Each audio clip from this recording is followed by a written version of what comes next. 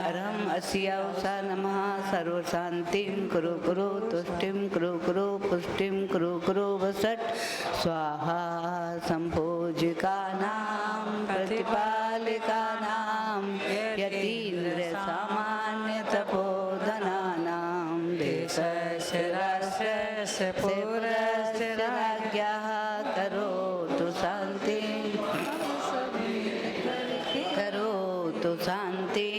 भगवान् जिनेन्द्रः करोतु शान्तिं। भगवान की जय।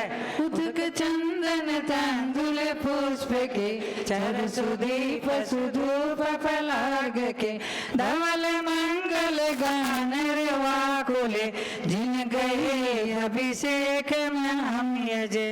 ओम ह्रीं साक्षात त्रिभुवनपति की शांति धारा जलाधि अर्घ्यं निर्वय पामिति स्वाहा। तेरे चरणों में पुष्प सजो हम सब मिल कर के आए, तेरी पूजा और अर्घ चढ़ा मन वांछित फल सब पाए। तेरी सुगंध से गुरु माँ सारा उपवन ये महका, तेरी छाया में रहना तुम जैसा ही बन जाना है।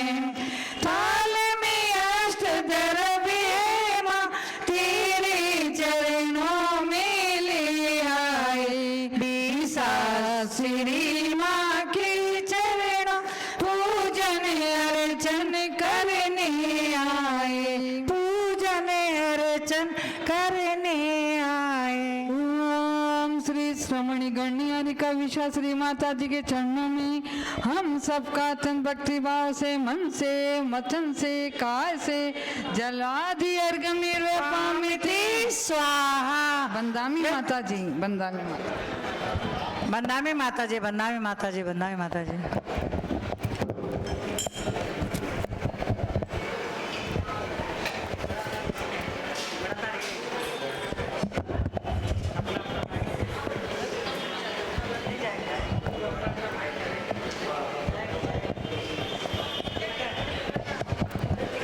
नहीं जाएगा।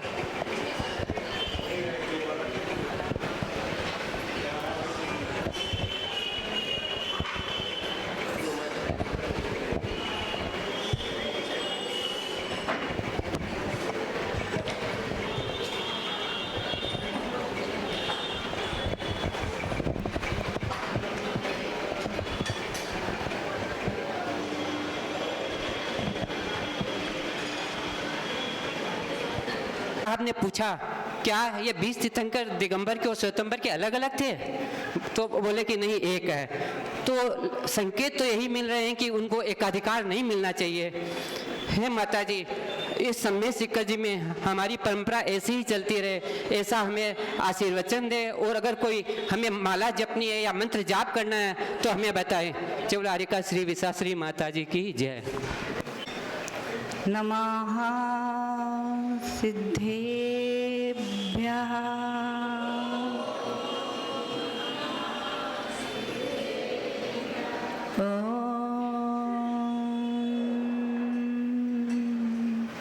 नमः सिद्धेभ्यः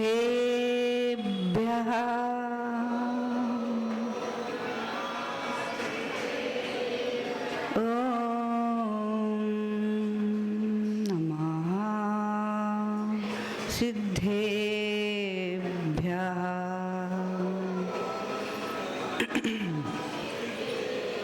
श्रीमत्परं गंभीर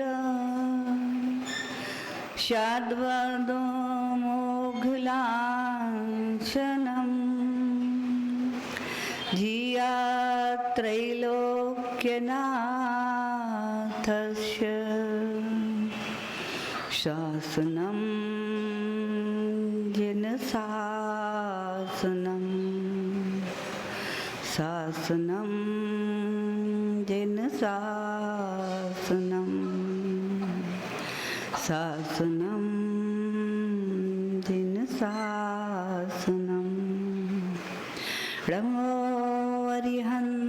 शान्ताडं नमो सिद्धाडं नमो आयरियाडं नमो वज्रायाडं नमो लोये सवसाहुणं। जय बोलिए अनंतानंद सिद्ध परमेष्ठी भगवान की, देवाई देवी 1008 श्री आदिनाथ भगवान की 1008 श्री मूलनायक चिंतामणि पार्श्वनाथ भगवान की 1008 श्री चंदा प्रभु भगवान की 1008 श्री शांतिनाथ भगवान की शासन नायक महावीर भगवान की चतुर्वेशी तीर्थंकर भगवान की परम पूज गणाचार्य गुरुवर श्री 108 विराग सागर जी महाराज की परम पूज चर्या सिमरण से आचार्य भगवान श्री शुद्ध सागर जी महाराज की 3,9 करोड़ मुनि महाराजों की अहिंसा मई विश्व धर्म की। चलो आर्यका विश्वश्री माता जी की, समस्त आर्यका संघ की जय। वर्तमान शासन नायक वर्धमान स्वामी के शासन में मूल नायक चिंतामणि पार्श्वनाथ भगवान आदिनाथ वर्धमान 24 तीर्थंकर के चरणश्रा में हम सभी विराज कर उनकी पावन अमृतमयी वाणी का रसपान कर रहे हैं। जिन वाणी जगत कल्याणी है, जन जन को आनंद और मंगल देने वाली है, ऐसी माँ जिनवाणी का जो भव्य जीव श्रद्धा भक्ति आस्था के साथ अपनी कर्णांजलि से पान करके और अपने हृदय आचरण में विराजमान करता है, माँ जिनवाणी उसे 3 लोक के शिखर पर विराजमान करती है। ऐसा माँ जिनवाणी का भव्य जीवों पर परम उपकार है। उपकारी का उपकार मानना ही हमारा धर्म है। माँ जिनवाणी तो पुकार रही है कब से? अनादिकाल से, आज से नहीं, अनादि काल से हम सभी किसको? भव्य जीवों को, क्योंकि भव्य के जीवन में ही जिनवाणी का अंश समझ में आता है। सबको नहीं आता, और आता भी है तो अपने स्वार्थ का आता है ना।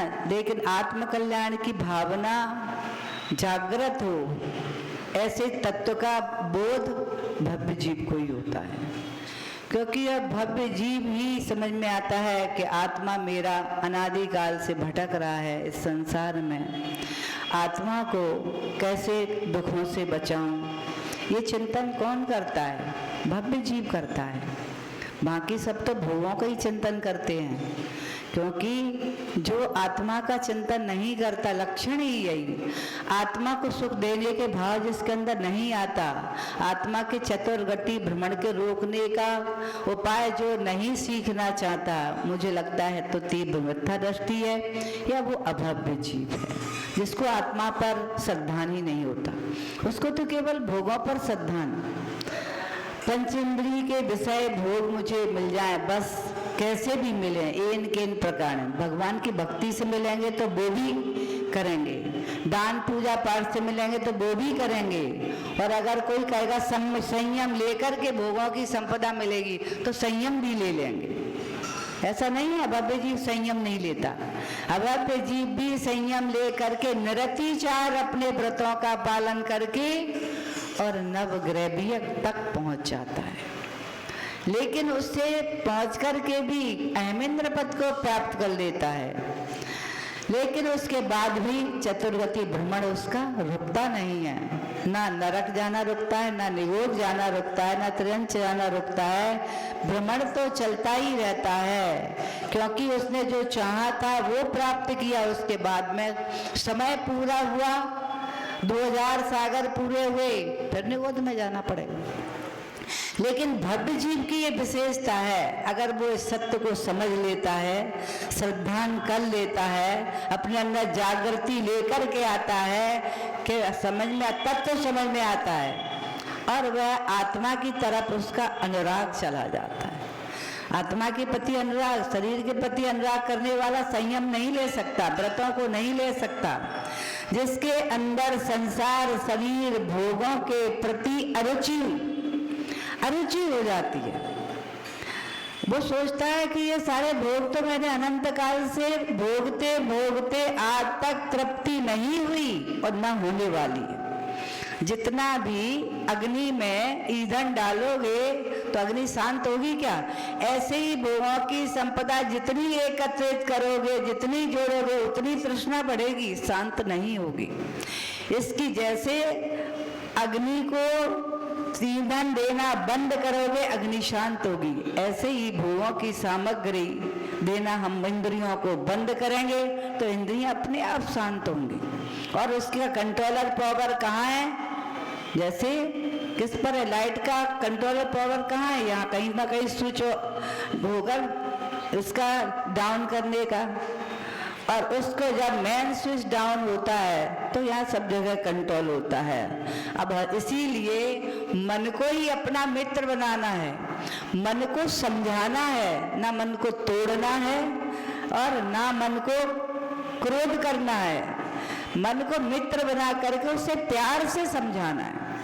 और जब आप उसको प्यार से समझाओगे कि हे मेरे प्रिय मन, विचार करो, क्योंकि मन को क्या लेना देना, वो तो पुद्गल है और यहाँ है, कल छूट जाएगा, दूसरा मिलेगा। ऐसे ही तो होता है। इस भव में रहेगा, आत्मा तो रहेगा भव में वही, लेकिन मन और तन ये सब यहीं छूट जाएंगे। इसलिए मन भी मनमानी कर रहा है और इंद्रियां भी मनमानी कर रही हैं। और इंद्रियां मन को अपना मित्र बना करके उसको गुलाम बना लेती हैं और अपनी मन की बात इंद्रियां अपनी बात मन से मनवाती हैं। जो इंद्रिय चाहती है वो मन करता है कि नहीं? पहले मन करता है ना। इंद्रियां चाहेंगी, रसना इंद्रिय, आज मेरी इच्छा है गरम गरम रसगुल्ले, गुलाब जामुन खाने की। इंद्रिय ने, रसना इंद्रिय ने चाहा, इच्छा ही हुई, मन ने कहा ठीक, अच्छा व्यवस्था होना चाहिए, और बस जुट गए व्यवस्था। इंद्रिया ने कहा कि आज मुझे घूमने जाना है धर्मतला, और इंद्री ने कहा कि आज मुझे घूमने जाना है। मन को मित्र बना करके कहा, मन आज अपन वहां चलेंगे, ठीक है, जोड़ लिया मन को।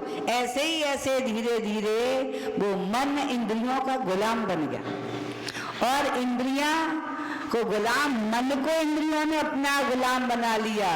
अब उसमें ही ये इंद्रिय है, शरीर भी इंद्रिय है, रसना भी इंद्रिय है, चक्षु भी इंद्रिय है, कर्ण भी इंद्रिय है, घ्राण भी इंद्रिय है। इन्होंने मन को मित्र बना बना करके अपना बना लिया, वो गुलाम बन गया इन सब का। लेकिन हमने अपने मन को अपना गुलाम नहीं बना पाया, अपनी इंद्रियों को अपना गुलाम नहीं बना पाया। इस कारण ये हुआ कि जब जब मन मिला तब हम उसके गुलाम बन गए। इंद्रियों के माध्यम से जो इच्छा थी वो पूरी हो रही है तो हम मन के गुलाम बन गए। सही है, क्योंकि ये पर्याय ध्यान रखना, गुलाम बनने के लिए नहीं मिली, ये पर्याय तो राजा बनने के लिए मिली है। लेकिन जब भूल जाते हैं ना तब गुलाम बन जाते हैं। कैसे बन जाते हैं? एक बार क्या हुआ, एक नवयुवक था और वह छोटा एक क्लास का ऑफिसर था और उसको अपने ससुराल जाना था। और वो जब पहुंचा ट्रेन से स्टेशन पर, जब उतरा तो उसने कुली को आवाज लगाई। कुली तो कहते हैं, क्या कहते हैं उसको? कुली कहते हैं ना। आवाज लगाकर उसने अपना ब्रीफकेस और बेडिंग अपना उसको पकड़ा दिया। अब वो लेके चलने लगा। ससुराल उसकी दूर के गांव में थी जहाँ के लिए वाहन भी नहीं मिला उसे। चलता जा रहा था, रास्ते में बोला वो कुली कि भैया मैं तो बहुत थक गया हूँ, पेट में कांटे चुभ रहे हैं, कंकड़ चुभ रहे हैं, मैं क्या करूँ? तो बोले भाई तू अपन मेरे जूते पहन ले। तो उसने उसको जूते पहनने के लिए दे दिए। फिर बोले बहुत तपन हो रही है, मुझे दिख ही नहीं रहा कुछ। तो उसने अपना धूप का चश्मा दे दिया उसको, भाई तू लगा दे। फिर उसके बाद में बोला यहाँ तो ठंडी भी लगने लगी है, अब देखो जंगल का रास्ता है और शीत लहर चल रही है। तो उसने अपना कोट उतार करके दे दिया।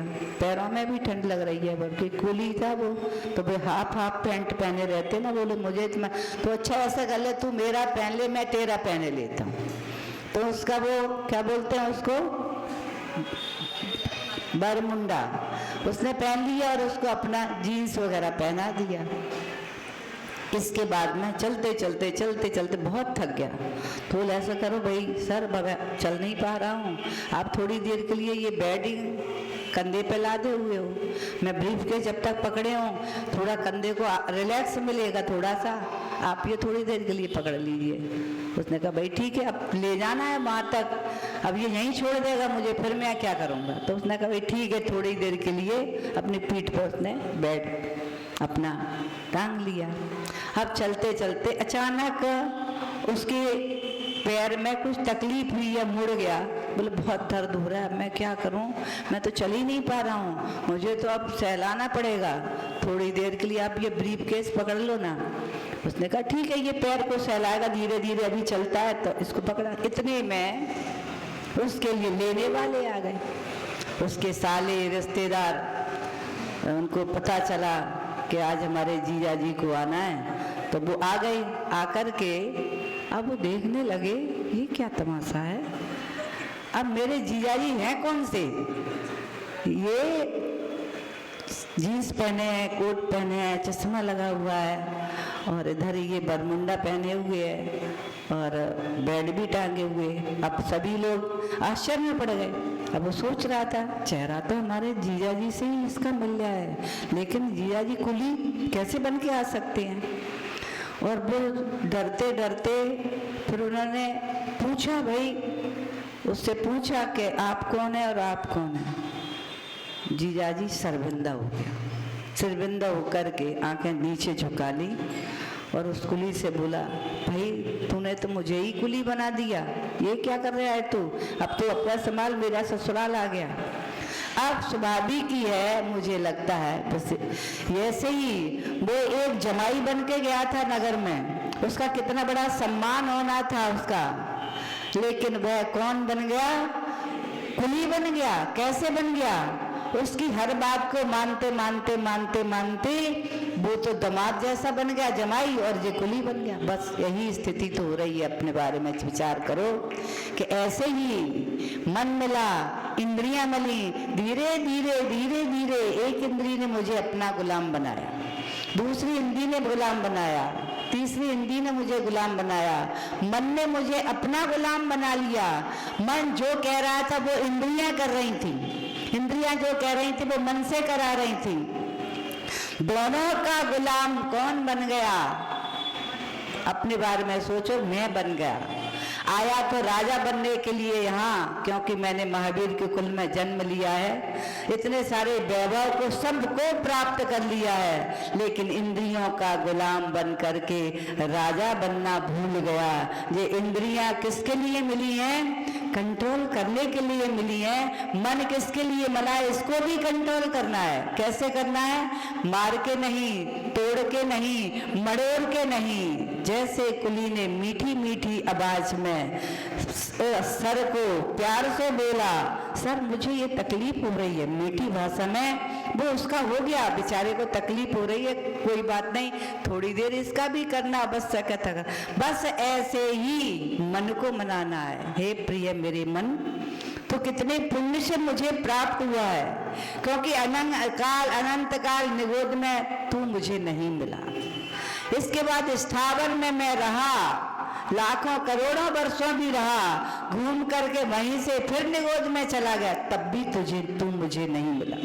2 इंद्रियां प्राप्त, 10 पर्याय को प्राप्त किया, 3 इंद्रियां, 4 इंद्रियां, 5 इंद्रियां भी प्राप्त हो गई, तब भी मेरे मित्र तू मुझे नहीं मिला। आज मेरा सौभाग्य है कि आज तू मुझे मिला है, आज तू मुझे मिला है तेरे योग से, तेरे संयोग से, क्योंकि तेरे पास ही सब कुछ है। मेरी चाबी तो तुम्हारे ही पास है, मन के पास ही है। मन ही सोचता है हित मेरा किस में है, अहित मेरा किस में है, मुझे क्या करना चाहिए, मुझे कैसा करना चाहिए। इंद्रियां नहीं सोचने देती, इंद्रियां तो अपनी बात कहती हैं। आज मुझे ऐसा खाना है, आज मुझे यहाँ घूमने जाना है, आज मुझे पार्टी में जाना है, ये सारा काम करती रहती है। इंद्रियों को आनंद आता है, कहीं रसना इंद्रिय आनंद लेना चाह रही, कहीं कर्ण इंद्रिय सुनने का आनंद लेना चाह रही, चक्षु इंद्रिय देखने के, दृश्य देखने का, चलो हिल स्टेशन घूमे आए, चलो वहां घूमे आए, चलो वहां घूमने का। तो इस प्रकार से जो विवेकी समझदार होता है वो अपने मन को कैसे कंट्रोल करता है, प्यार से मित्र बना करके उसे समझाता है, तब मन की समझ में आता है, वह तुम्हारी बात मानता है और तुम जैसा कहोगे वैसा फिर मन करेगा। लेकिन तुम कहने ही नहीं चाहते हो, और क्या कहने लगे अब आप लोग। अभी कल परसों ही एक श्राविका कह रही थी, अब क्या समझना है, क्या परिवर्तन करे, इतना जीवन तो निकल गया, थोड़ा बहुत और निकल जाएगा, क्या बात है, इतना निकल गया। समझदार वो होता है, इतना निकल गया, निकल जाने दो।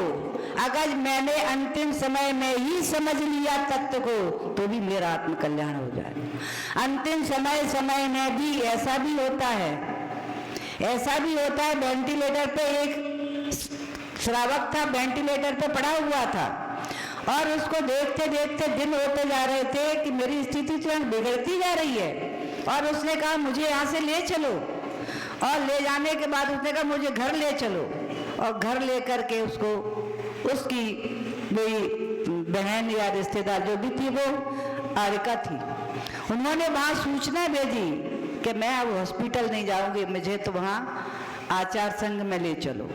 और वो सोचो वेंटिलेटर से निकल करके वो आचार संघ में पहुंच करके उसने कहा अब मैं ना हॉस्पिटल जाऊंगा, ना हॉस्पिटल की दवाई खाऊंगा, कुछ नहीं मुझे करना, अब मैंने सब कुछ देख लिया, सब कुछ समझ लिया, अब तो मुझे यहाँ बिना औषधि के धर्म को आचरण में उतार करके यहाँ गुरु के चरणों में अपनी आत्मा का कल्याण करना है।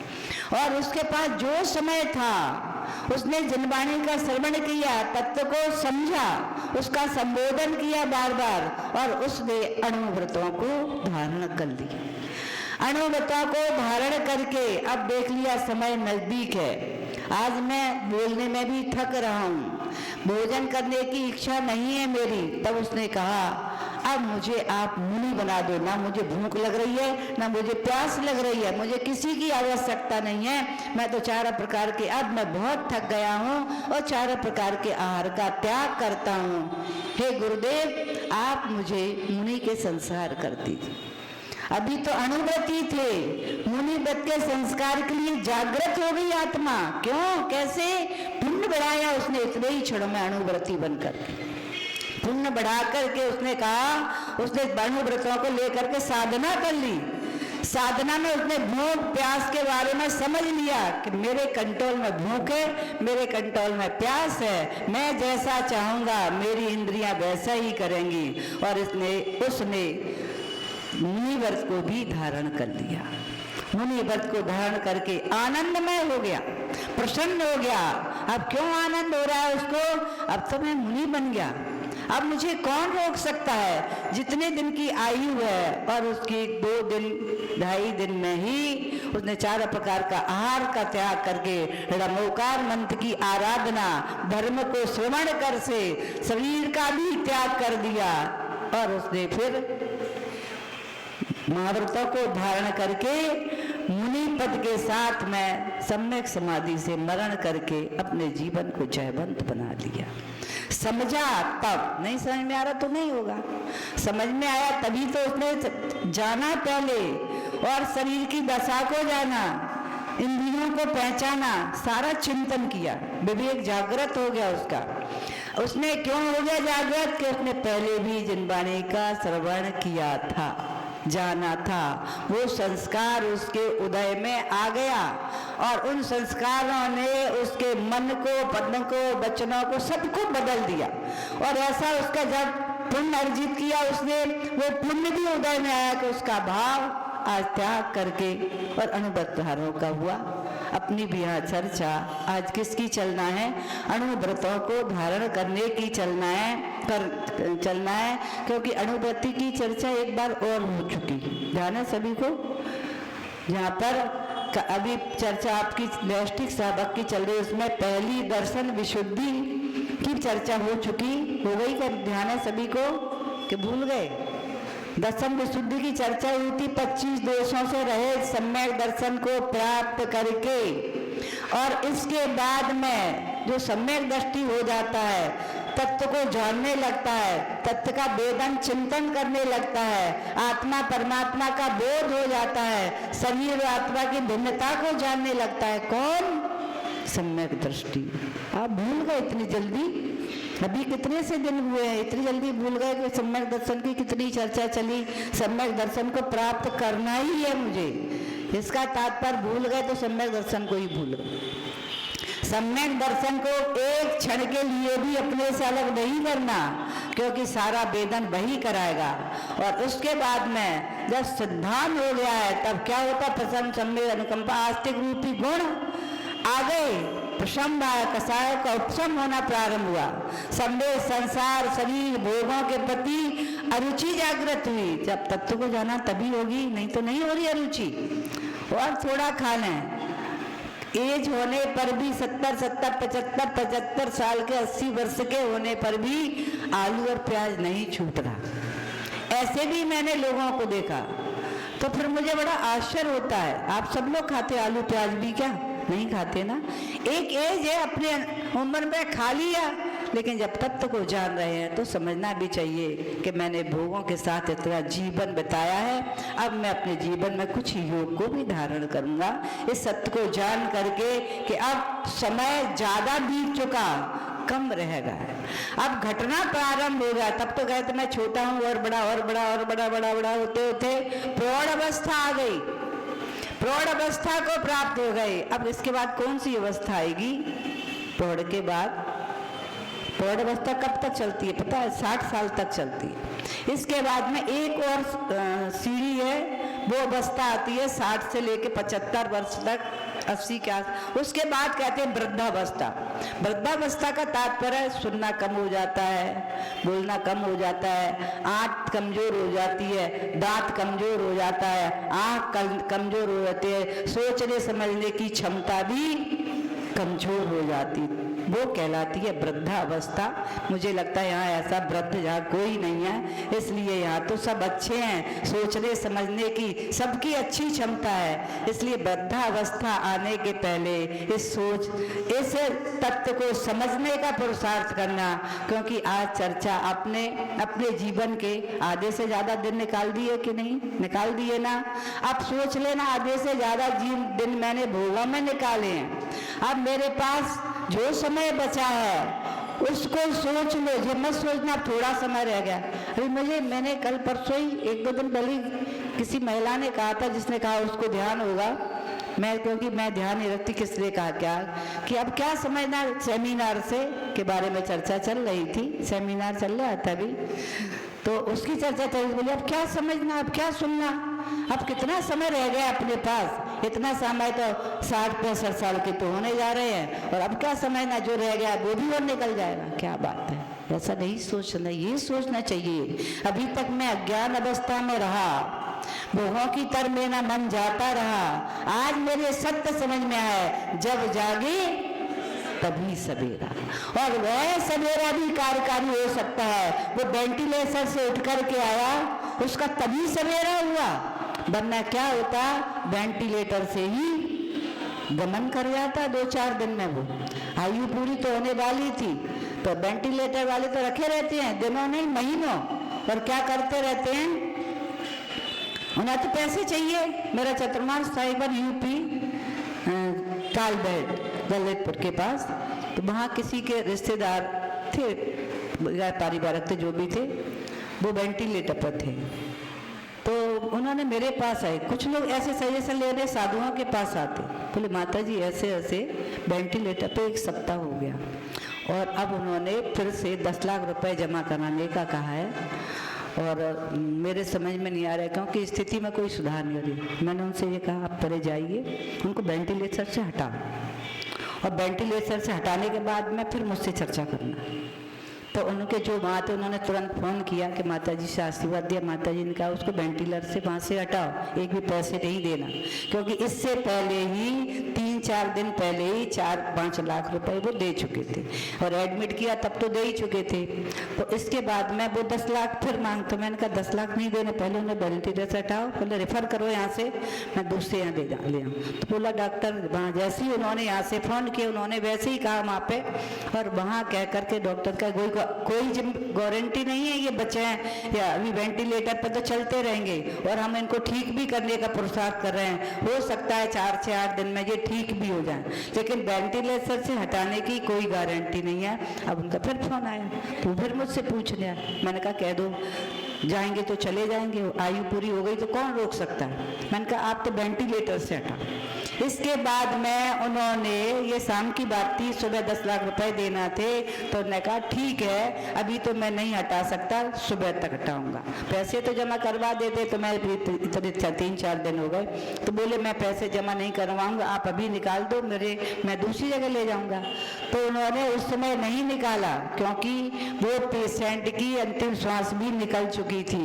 वो ये पैसे ले करके दूसरे दिन कहने वाले थे कि ये तो एक्सपायर हो चुके। तो उसके बाद में प्रातःकाल का 4 बजे 4:30 बजे तभी उन्होंने कह दिया कि आपका पेशेंट तो चला गया। इसका तात्पर्य समझ में आ गया, उनके मेरे साथ धोखा होने वाला था, और ये इसका तात्पर्य वो 10 लाख रुपए और ले करके तब वो डिक्लेयर करते कि ये इनकी डेथ हो चुकी, वो डिक्लेयर और 10 लाख लेके ही करना चाहते। तो ये स्थिति कहाँ है? ऐसी स्थिति डॉक्टर कर रहे हैं। तुम्हारे कलकत्ते में भी बहुत हो रही है, सब बहुत सभी जगह रो है। अभी जो सब तमाशा हुआ ना, सब यही चक्कर था, यही चक्करों का हुआ है।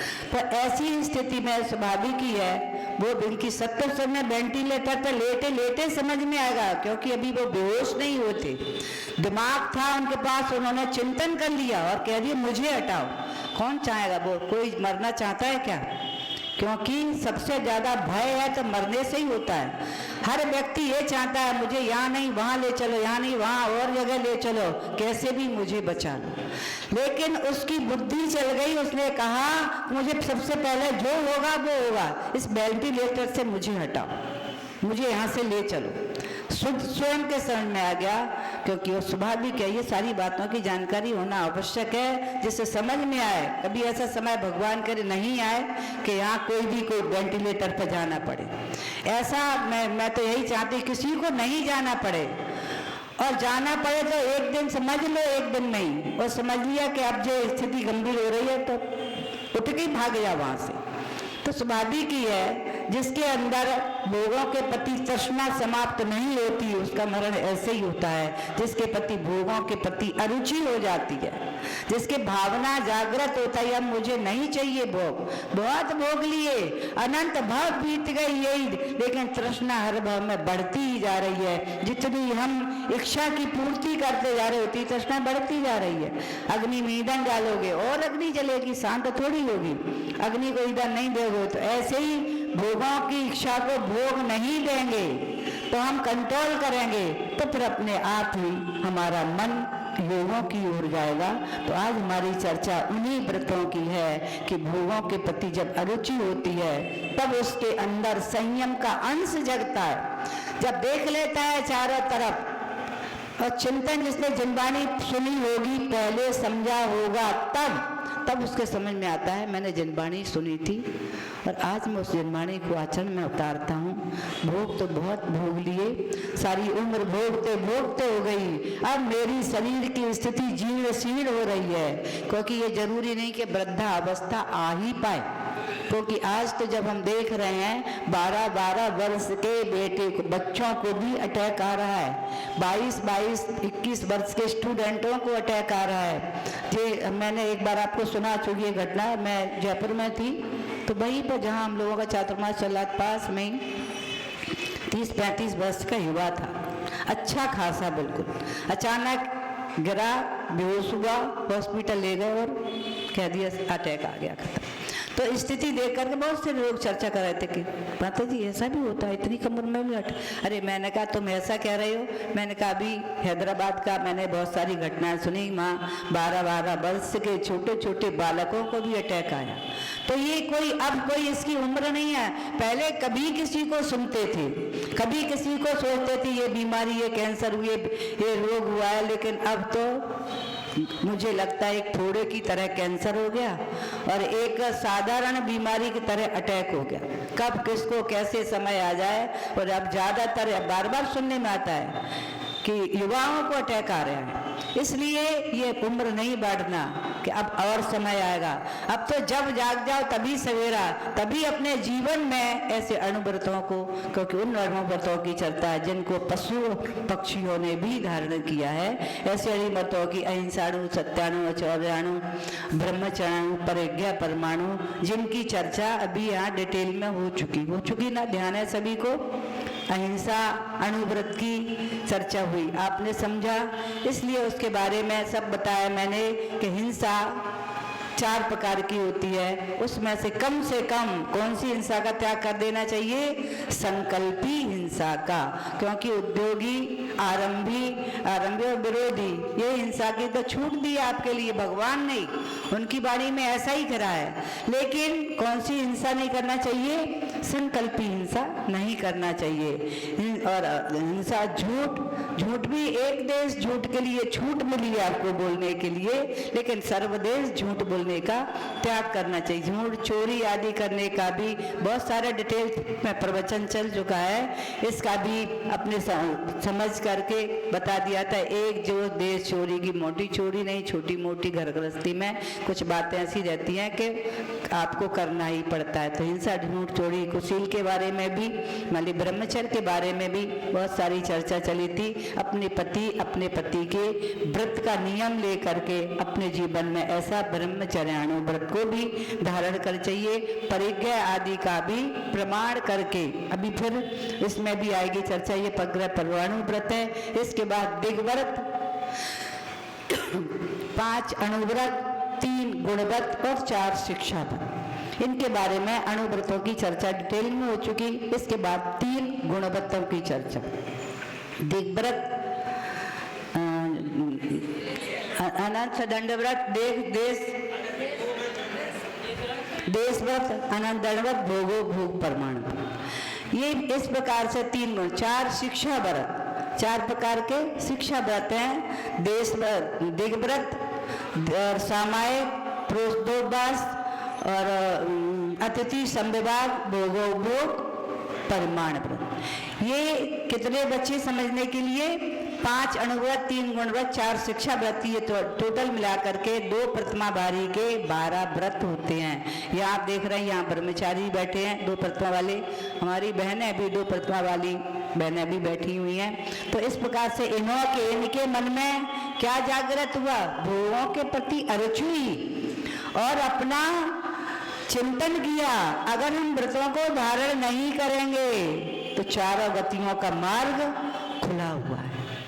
और जैसे ही उन्होंने व्रतों को धारण किया, तब तक ही जीव धारण कर सकता है, जब तक मनुष्य गति का, त्रयंच गति का, नरक गति का आयुबंध नहीं हुआ। और जैसे ही कोई गति का इनमें से बंद होगा तो उसके व्रत लेने के भाव होंगे ही नहीं। यानी अणुव्रत लेने के भी, ये 2 प्रतिमा के व्रत लेने के भी भाव नहीं होंगे उसके। इसलिए अपने मन में परीक्षण भी करना चाहिए, मेरा कहीं त्रयंच गति का आश्रम तो नहीं चल रहा, बंद तो नहीं हो गया, दुर्गति का बंद तो नहीं हो गया, और नरक गति का बंद तो नहीं हो गया, मनुष्य गति का बंद तो नहीं हो गया। क्योंकि मनुष्य गति का भी बंद हो जाएगा तो भी व्रत लेने के भाव नहीं होंगे। इस प्रकार से अब यहाँ पे चर्चा चलेगी 3 गुणव्रतों की। 3 गुणव्रतों की चर्चा चलेगी। देशव्रत, अनंत व्रत। देशव्रत का तात्पर्य है जो व्रतों को धारण किया था, जो लिया था, उसमें भी एक प्रतिदिन नियम लेना।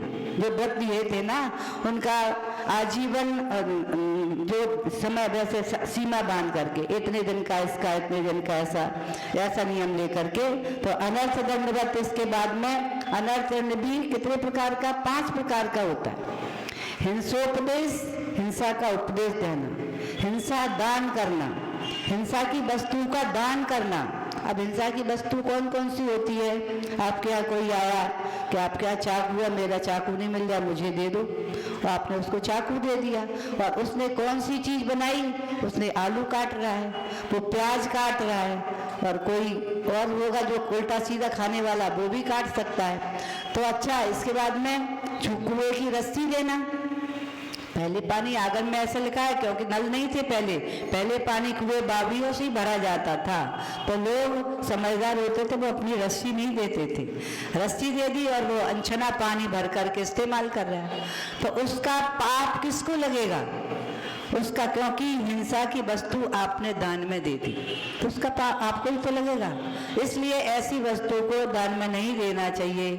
क्या इस प्रकार से कभी कभी ऐसा भी हो जाता है, हिंसा की वस्तु नहीं समझ रहे थे आप, कोई भिखारी आया, गरीब आया मांगने के लिए, और आपने वो ठिठुर रहा है ठंडी से, और ठंडी से ठिठुर रहा है, उसने कहा मुझे ठंड बहुत तेल आ रही है, तो आपके मन में करुणा आ गई, तो आपने उसको अपना एक कंबल दे दिया कि भाई इसको ठंड लग रही है। लेकिन उसने क्या किया, वो मछुआरा था, तो उसने कंबल में से धागे निकाल करके और सुंदर जाल बना लिया। जाल बना करके, और यहाँ गंगा नदी है बगल में, और वहाँ जाल फैला करके, छोटी छोटी नाव रहती, अभी मैं वहाँ रुकी थी जेठिया मंदिर उधर, तो वहाँ पे एक बंगला है, उस दिन मैं बंगले में रुकी थी वहाँ गंगा नदी का। ये दृश्य छत पे खड़े हो जा करके बार बार देखते थी, ये सब क्या हो रहा है। तो बहुत छोटी छोटी नाव रहती हैं, उनसे आ रहे हैं, खड़ी हो की जाल फैलाया, मछलियाँ पकड़ी, डलिया में भरी, तो ऐसा ही कार्य वो करने लगा। क्योंकि जब आपने उस वस्तु को, ऐसी वस्तु दान दे दी है, उसका वो दुरुपयोग कर रहा है, उसका सारा फल किसको मिलेगा? उसका सारा फल आपको ही भोगना पड़ेगा, आपको मिलेगा। ऐसा एक रईस खानदान का था, और उसने सोचा ये गरीब ठुठुर रहा है ठंड में, और उसको दे दिया कंबल, और उसने ले जा करके उसका यही बना लिया मछली पकड़ने वाला जाल, और उसमें मछलियां पकड़ के व्यापार करने लगा। उधर उनको हानि होना प्रारंभ हो गई। उनके पास इतना धन दौलत, फैक्ट्री थी, और पता चला फैक्ट्री के एक हिस्से में आग लग गई, बहुत सारा नुकसान हुआ। फिर कुछ देर बाद दूसरे हिस्से में आग लग गई, क्योंकि बहुत बड़ा एरिया था, यहाँ फैक्ट्री का ये पॉट है, यहाँ ये शिकार हो रहा है, ऐसे चलते चलते। तो फिर वो घबरा गया, और घबरा करके मुनिराज के पास पहुंचा, और मुनिराज से उसने कहा, हे गुरुदेव, मेरा कौन सा पाप कर्म का उदय है जो हमारे साथ में ऐसा मैं सब कर रहा हूँ, पूजा कर रहा हूँ, पाठ कर रहा हूँ, दान भी देता हूँ, फिर मेरे कौन सा पाप का कर्म उदय आया है? तो मुनिराज निमित्त ज्ञानी मिल गए उसके पुण्य से, और उन्होंने पूछ लिया, क्या तूने कुछ दिन में किसी को ऐसी हिंसा की वस्तु दान में दी है? बोले नहीं, मैंने तो कोई हिंसा की वस्तु दान में दी नहीं। भाई सही बात है, उससे तो दी नहीं हिंसा की वस्तु दान में। तो बोले नहीं, तूने दी है कोई वस्तु?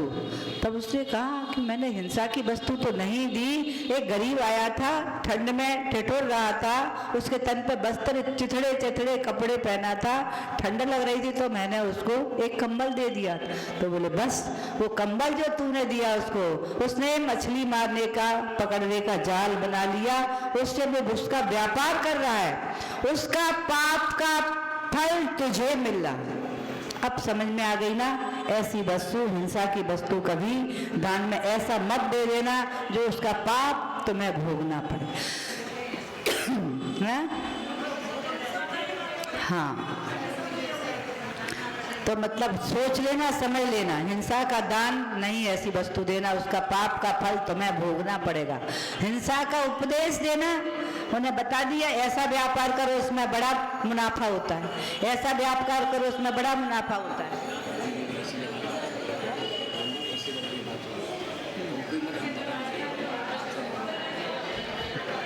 तो ऐसा स्वाभाविक है इन सारी बातों का ध्यान, अहिंसा का उपदेश, ऐसा व्यापार करो। तुम ये दवाइयाँ ये बहुत चल रही हैं, ये दवाइयाँ बेचो, जिससे आजकल खेती का चल रहा है, तो क्योंकि उस समय सीजन खेती का है, ये दवाई रखना प्रारंभ करो, जिससे कीड़े मारने की दवाई, इससे खेती हरी भरी होगी, तुम्हारी दुकान पर मेडिकल पर बहुत भीड़ होगी। और ऐसा ही करने लगे तो उससे क्या हुआ, खेत के कीड़े मरने लगे, खेत की उपज बढ़ने लगी, इनका पाप का बंद होने लगा। मतलब ऐसे कई मुर्गी पालन का काम करने लगो, बूचड़ खाने खोल लो, जैनों के भी बूचड़ खाने चल रहे हैं।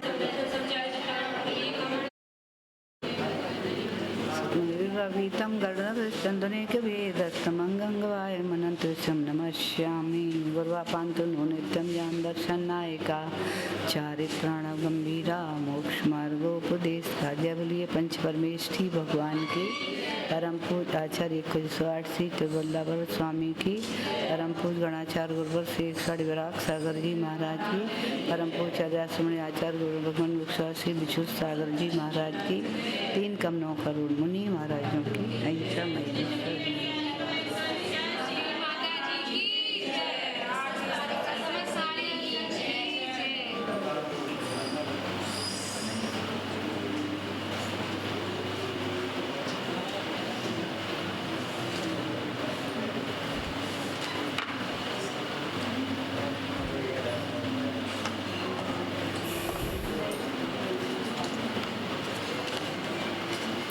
24वें परिच्छेद में आचार्य भगवंत वल्लभ स्वामी आज कीर्ति की चर्चा कर रहे हैं। कीर्ति का तात्पर्य यश की चर्चा कर रहे हैं, और इसकी चर्चा करते हुए वे कह रहे हैं दानम विश्राण्य दीनेभ्यः प्रार्जयित कीर्ति मुज्ज्वलाम कीर्ति तुल्य यतो लाभो नरस्यान्यो न विद्यते। आचार्य भगवान ये कहना चाह रहे हैं कि उन्होंने कहा गरीबों को दान दो, और कह रहे हैं कि गरीबों को दान दो और कीर्ति कमाओ। मतलब इसका तात्पर्य ये नहीं है, ये मत सोचना गरीब केवल गरीबों को दान दो, गरीब कई प्रकार के होते हैं। इसलिए उन्होंने कहा कि गरीबों को दान दो और कीर्ति कमाओ। मनुष्य के लिए कह रहे इससे बढ़कर लाभ और किसी में नहीं है। अब इसका नहीं था तो वो कह रहे गरीब कितने प्रकार के हो सकते हैं, तन से गरीब, मन से गरीब, वचन से गरीब। तो इस प्रकार से अब उसमें थे कि अब जिनको जो तकलीफ है उसी से वो गरीब है। किसी को धन की कमी है, किसी को जन की कहीं परिवार से गरीब है, कोई बुद्धि से गरीब है। तो इस प्रकार से अनेक प्रकार के गरीबों की अनेक प्रकार से सहायता।